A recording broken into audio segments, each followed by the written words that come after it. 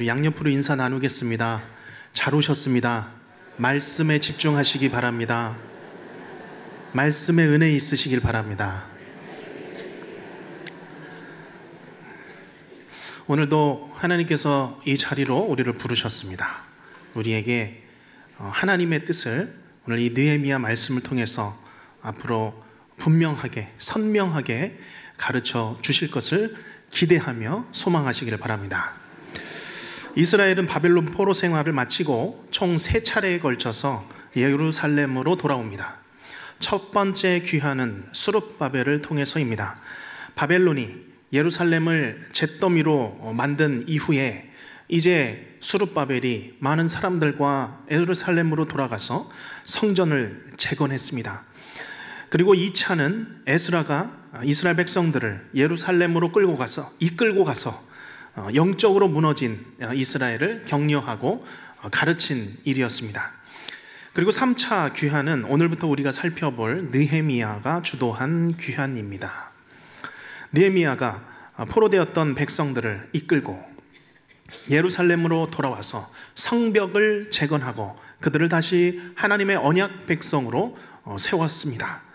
이 3차례의 귀환 사건들은 모두 한 가지 목적이 있습니다. 그것은 바로 하나님의 성, 그 예루살렘 성전을 재건하는 일이었습니다. 그렇지만 그 시작은 어디서부터 시작되었을까요? 예루살렘으로부터 약 1500km 떨어진 페르시아 추산궁에서 일어납니다. 그 시작은 하나님을 향한 마음을 세운 몇 사람을 통해서입니다. 아니, 하나님께서는 이 놀라운 일을 단 한 사람을 세워서도 일으키십니다. 아무리 내 앞이 또한 우리 앞이 깜깜해서 꽉 막혀 보여도 하나님께서는 하나님의 길은 활짝 열려 있는 줄로 믿습니다. 우리의 눈으로는 우리의 앞길이 때로는 철장벽같이 가로막혀 있는 것 같아서 그 길을 볼 수가 없어도 하나님께서는 그 계획한 길을 분명히 열어가시는 것입니다. 저는 오늘 말씀 준비하면서 우리 한국 교회의 역사를 잠깐 생각해 봤습니다. 지난 139년 전, 이제 140년이 되죠.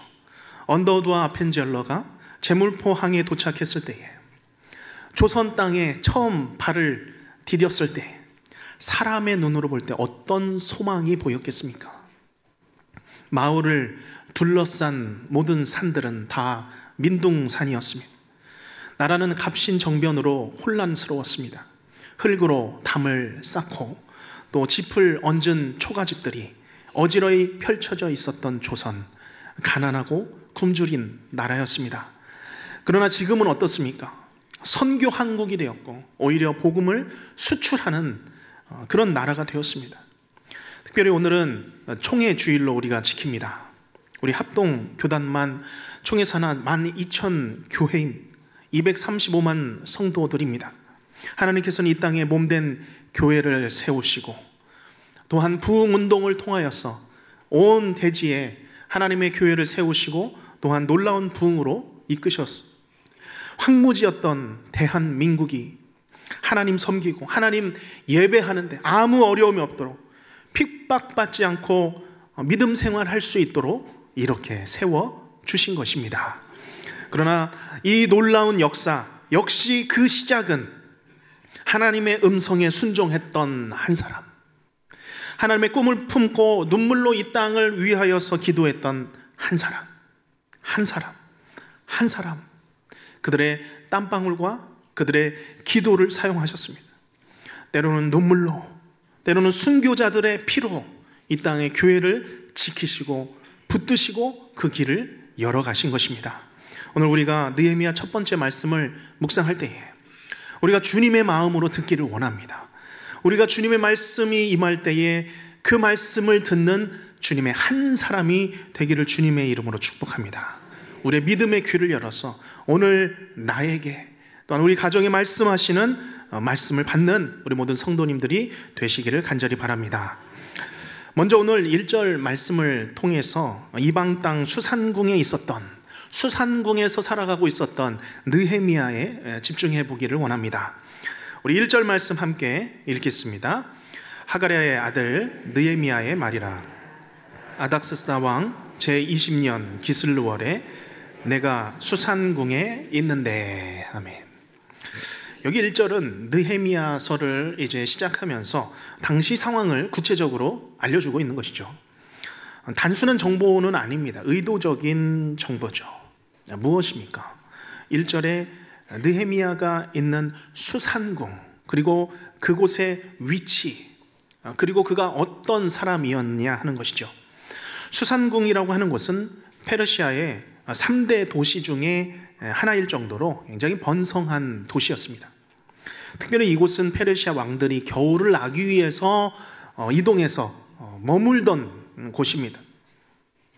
거리로 치자면 예루살렘에서 이 수산궁까지의 거리가 약 1500km 정도의 굉장히 먼 거리입니다. 큰 지도를 봐도 굉장히 멀리 떨어져 있습니다. 지금이야 핸드폰, 인터넷 서로 교류하면서 소통하면서 어떻게 살아가는지 잘 알 수 있지만, 당시에는 그곳을 가려면 걸어서 가야 했죠.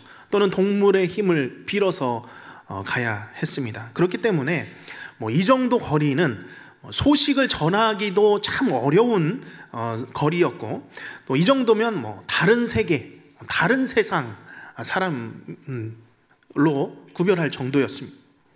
이런 다른 세상에 아닥사스다 왕이 페르시아 제국의 왕이었습니다. 그가 왕위에 오른 지 20년이 되었던 것이죠. 그런 장소와 시간적인 배경 속에 이제 느헤미야가 등장합니다. 당시 느헤미야는 왕의 총애를 받던 사람이었습니다. 유대인임에도 불구하고, 포로들의 후손임에도 불구하고 그는 이런 대제국의 궁전에 있었으니 아마 제대로 신임을 받던 사람이었을 것입니다. 남유다가 멸망한 지 벌써 140년이 흘러갔습니다. 그렇게 보면 이 느헤미야는 포로 4세대, 5세대 정도 사람입니다. 지금은 한 세대를 30년으로 보지만 그때만 하더라도 이제 연령적인 그런 수명에 따져서 20년, 25년 정도로 치면 4세대, 5세대 후손인 것이죠. 다시 말하면 느헤미야는 태어날 때부터 나라가 없었던 사람이었습니다. 페르시아에서 태어났어. 페르시아의 언어를 배우고 페르시아의 문화를 배우며 자라왔던 사람이었죠.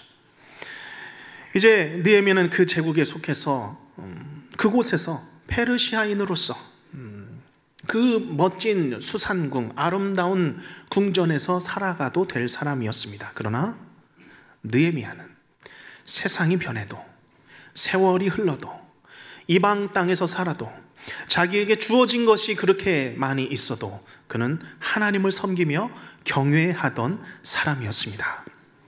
신앙의 심지가 흔들리지 않았던 사람이죠. 이 사실이 느헤미야의 이름에 새겨져 있습니다. 느헤미야의 이름은 위로라는 뜻의 나함이라는 단어와 하나님이라는 뜻의 야흐가 합해진 단어입니다. 그 뜻은 하나님이 위로하신다, 하나님이 안위하신다, 하나님이 우리의 삶을 지키시고 보호하시고 안위하신다라는 그런 의미인 것입니다. 140년이면 한 세기 반이 흘러간 세대입니다. 5세대 정도가 흘려졌으면 신앙 잊어버릴 수도 있습니다. 대제국의 왕들이 겨울을 나는 그런 휴양지와 같은 수산궁에 살고 있으면 더 그럴 수 있습니다. 그러나 느헤미야는 자신의 신앙 정체성을 결코 잊지 않았습니다. 하나님이 자신의 인생을 안위하고 계신다, 내 삶을 위로하고 계신다라는 그 믿음, 정체성을 갖고 살았던 것이죠. 뿐만 아니라 지금은 이방 땅에서 다 잃은 것 같이 살아가고 있지만 내 이름을 통해서라도 나는 하나님 잃지 않겠다 라는 그 믿음이 이 이름 안에 담겨 있었던 것이죠. 오늘 성도님들께서는 이 땅을 살아가면서 어떤 정체성으로, 어떤 믿음으로 살아가고 계십니까? 어떤 이름으로 살아가고 계십니까? 하나님이 우리를 안위하시고 보호하시며 지키시고 위로하신다라는 이 믿음을 우리 안에 받으시기를 바랍니다. 하나님, 내 인생, 내 가정, 우리 교회와 이 나라 민족을 살피시고 사람을 세우셔서 지금도 돌보시는 분은 오직 유일하신 하나님 한 분뿐이십니다 라고 믿음으로 고백하시는 모든 성도님들이 되시길 바랍니다. 오늘 내 인생의 이름을, 내 영적인 이름을 느헤미야, 하나님이 위로하신다, 하나님이 내 삶을 안위하신다라고 선포하시며 선언하시기를 주님의 이름으로 축복합니다. 그런 느헤미야, 오늘 어떤 소식을 듣게 됩니까? 바로 사람에 대한 소식이죠. 왜냐하면 느헤미야의 관심은 사람에게 있었기 때문입니다. 2절 3절 말씀을 보시는데 제가 2절 읽고 3절 같이 읽겠습니다. 내 형제들 가운데 하나인 하나니가 두어 사람과 함께 유다에서 내게 이르렀기로 내가 그 사로잡힘을 면하고 남아있는 유다와 예루살렘 사람들의 형편을 물은즉 그들이 내게 이르되 사로잡힘을 면하고 남아있는 자들이 그 지방 거기에서 큰 환난을 당하고 능욕을 받으며 예루살렘 성은 허물어지고 성문들은 불탔다 하는지라. 아멘. 느헤미야의 형제들, 동족들이 오늘 느헤미야를 찾아왔습니다. 아마도 그들은 예루살렘까지 가서 그 현장을 보고 들은 사람들, 그리고 그들이 다시 돌아오는 것으로 보입니다. 그런데 느헤미야는 자기의 형제들을 맞이하면서 그들에게 무엇을 물었는지를 보시길 바랍니다. 느헤미야가 사로잡힘을 면하고 남아있는 그 건물들을 물었습니까? 아니죠. 그곳에 유다와 예루살렘 사람들의 형편을 물은즉이라고 말씀하고 있습니다. 느헤미야는 지금 다른 것에 관심이 있지 않았습니다. 그들의 문명 세계는 어떻고, 또 교육은 무엇을 하고, 그들은 무엇을 타고 다니고, 그런 것에 관심을 두지 않았습니다. 느헤미야의 관심은 유다와 예루살렘 사람들입니다. 그리고 그들의 형편입니다. 그들의 역사와 지리와 문명이 아니라 그곳 사람들, 그곳의 형편에 관심을 두었습니다. 느헤미야는 몸이 저 멀리 수산궁에 떨어져 있어도 마음은 유다 예루살렘에 있었던 것이죠. 하나님의 마음으로 사람의 형편을 살핍니다. 그들에 관해서 물어봅니다. 그렇기 때문에 오늘 2절에서 느헤미야가 단순히 귀한 자들의 삶에 대해서 물은 것 같지만 저는 한 사람, 그 사람들에게 관심을 둔 느헤미야에 집중했습니다. 왜냐하면 이 느헤미야는 그 이후로도 보면 언제나 일보다 사람에 집중된 사람이었기 때문입니다. 지난 한 주간 동안 우리 계산 선교 대학이 있었습니다. 세 분의 선교사님께서 4일 동안 강의를 해주셨습니다. 그런데 그 강의가 정말 한 목소리, 같은 목소리가 있었습니다. 바로 오늘 느헤미야가 관심에 둔 바로 사람이었습니다. 선교는 사업이 아니죠. 선교는 프로젝트도 아닙니다. 선교는 건물도 아닙니다. 선교는 사람이라는 것입니다. 사람에 대한 관심입니다. 선교 사업보다 선교사님에 대한 관심이고 선교사님의 삶에 대한 관심이 필요하다라는 것입니다. 그리고 또한 그곳에서 만나는 사람들, 그것에 대한 관심이 바로 선교라고 말씀하셨습니다. 저는 사람에 대한 이 관심이 선교뿐만 아니라 우리의 가정과 교회의 관심이 되기를 축복합니다. 우리가 가정을 생각할 때 우리의 관심은 어디에 있습니까? 소득에 있습니까? 배우자나 자녀의 성공, 또 겉으로 나타나는 말이나 그런 행동에 내 온 신경과 관심이 집중되어 있지는 않습니까? 우리가 돌보아야 할 것은 바로 사람입니다. 사람의 형편입니다. 그들의 마음입니다. 마음의 형편이죠. 영혼의 상태입니다. 우리가 가족의 그 관계 회복을 위하여서, 화목을 위하여서 우리가 그 사람의, 배우자의, 자녀의, 부모님의 마음에 관심을 두어야 합니다. 교회도 마찬가지죠. 교회는 일하는 곳이 아닙니다. 교회는 믿는 사람들의 모임입니다. 사람과 만나고 믿음의 성도들과 만나는 곳이죠. 교회는 하나님의 마음으로 사람의 마음을 살피는 곳입니다. 사람을 키우는 곳입니다. 하나님의 사람의 형편을 돌보는 곳이죠. 일이나 행사가 아닙니다. 사람의 영혼과 그 영혼의 형편을 돌보는 일에 관심을 두어야 하는 것이죠. 우리가 이 아름다운 교회 안에서 하나님의 형상을 회복하고 또한 사람의 영혼을 돌보시기를 바랍니다. 우리가 사람을 살리는 교회가 되기를 간절히 바랍니다. 우리가 예배를 드리고 기도를 하고 모임 이후에는 우리의 영혼이 하나님 앞에서 더욱더 살아나고 서로를 살리는 진정한 교회가 되시기를 바랍니다. 자, 그런데 오늘 예루살렘 사람들의 형편은 어떠했습니까? 절망적이었죠. 환난을 당하고 능욕을 당하고 있습니다. 예루살렘은 허물어지고 성문들은 불탔다라고 보고하고 있습니다. 아마도 이 느헤미야 예상에는 2차 때 이 에스라를 통해서 2차 귀환이 된 상태라는 것을 들었을 것이고, 또 에스라의 그 부흥운동도 계속되고 있겠거니 했을 것입니다. 그 부흥의 불길이 꺼지지 않고 계속 이어지고 있을 거라고 생각했을 수도 있죠. 그러나 그것이 아니었습니다. 정반대입니다. 그 불씨가 다 꺼져버리고 오히려 예루살렘이 이방인들의 공격으로 그 성벽이 다 무너졌다고 합니다.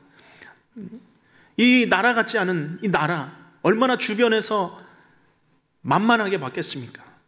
온 도시가 말 그대로 엉망진창입니다.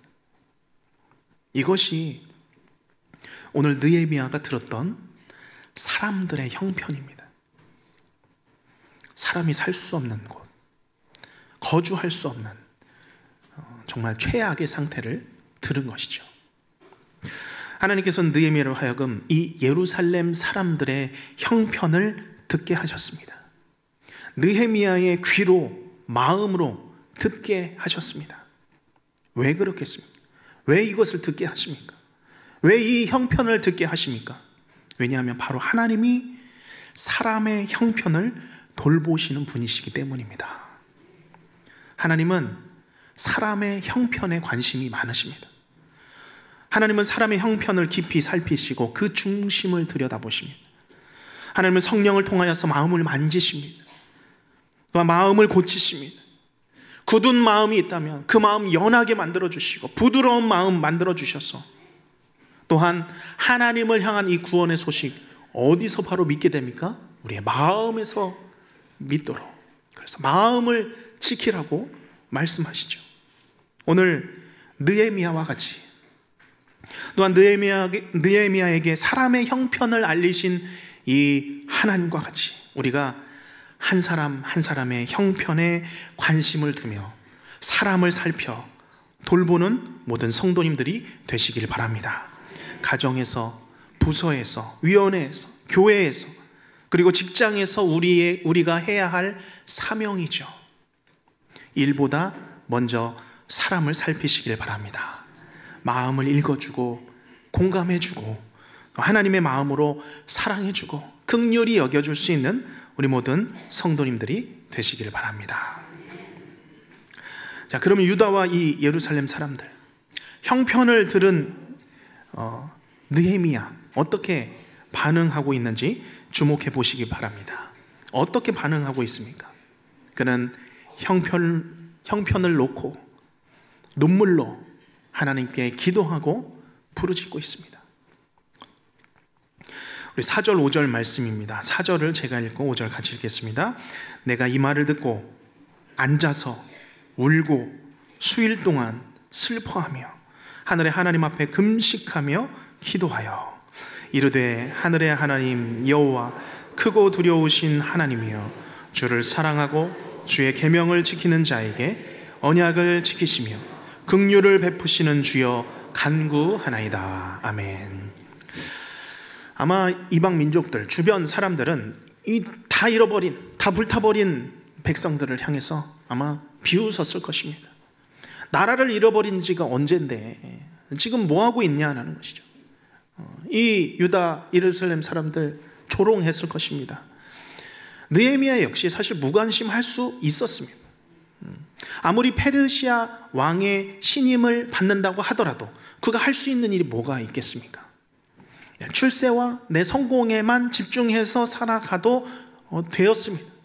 그러나 이 시간 느헤미야의 마음은 견딜 수가 없었습니다. 막막하고 또한 다 타버린 그곳에서 살아가는 사람들, 그들의 절망적인 형편을 들었을 때에 느헤미야는 그 마음이 타들어가는 것이죠. 아무것도 할 수 없었습니다. 그래서 느헤미야는 주저앉았다고 했습니다. 주저앉았다고 하는 것은 일상생활을 중단했다는 것입니다. 엎드렸습니다. 내가 이 말을 듣고 앉아서 울고 수일 동안 슬퍼하며 하늘의 하나님 앞에 금식하며 기도하기 시작한 것입니다. 요즘 이 사회 가운데 중요한 두 가지 어떤 사회적인 가치가 있는데요. 바로 공감과 소통이라는 단어입니다. 특별히 공감이라는 단어, 가정, 미디어, 정치, 그리고 서비스 영역까지 이를 만큼 새로운 시대 정신이다, 시대 가치다라고 할 만큼 이제 여겨지고 있습니다. 그래서 이 공감 능력이 얼마나 되느냐를 통해서 사람을 판단하기도 하고요. 상대가 나를 공감하지 않으면 정상적인 관계가 어렵다라고까지 이야기를 합니다. 어느 정도는 맞는 말입니다. 이 공감적인 면으로 보자면 오늘 이 느헤미야는 예루살렘의 형편을 충분히 공감했습니다. 공감 능력으로 보자면 최대치죠. 포로 시대를 경험한 사람도 아니었습니다. 4세대, 5세대 사람이 이 정도 예루살렘을 공감한다는 것 쉽지 않은 것인데 대단한 것입니다. 그러나 지금 느헤미야는 이 정서적인 공감, 이 상태를 넘어서는 것입니다. 내가 공감하는 것, 내가 형편을 놓고 공감하는 것과 사람의 형편을 놓고 눈물로 수일 동안 슬퍼하며 하나님께 금식하며 기도하고 부르짖는 것은 다른 문제입니다. 같지 않습니다. 느헤미야는 그저 공감 차원에서 슬퍼하며 아파하는 것이 아니죠. 느헤미야는 지금 하나님의 마음으로 울고 있습니다. 하나님의 마음으로 다 중단하고 주저앉았습니다. 하나님의 마음을 헤아리니 주의 백성들이 당하는 수모와 고통과 아픔이 내 수모가 되고 내 고통이 되고 내 아픔이 된 것입니다. 그래서 눈물이 나는 것이죠. 수일 동안 슬퍼합니다. 하나님께 매달려 금식까지 합니다. 우리 성도님들께서는 수일 동안 몇 날 며칠을 느헤미야 같이 내 문제가 아니라 다른 사람의 문제를 가지고 하나님께 금식해 보셨습니까? 참 쉽지 않은 일이죠. 지금 느헤미야의 마음에는 하나님의 고통이 자리 잡고 있습니다. 울고 계시는 하나님의 마음이 그 느헤미야의 마음 가운데 들어온 것이죠. 도저히 하나님의 백성이 눈에 밟혀서 마음을 쓰지 않을 수가 없는 상태가 된 것입니다.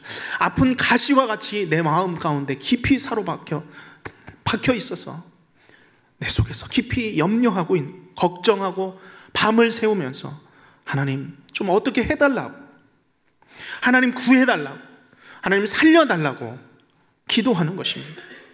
어떻게 기도합니까? 하늘의 하나님, 여호와 크고 두려우신 하나님이여, 주를 사랑하고 주의 계명을 지키는 자에게 언약을 지키시며 긍휼을 베푸시는 주여 간구하나이다.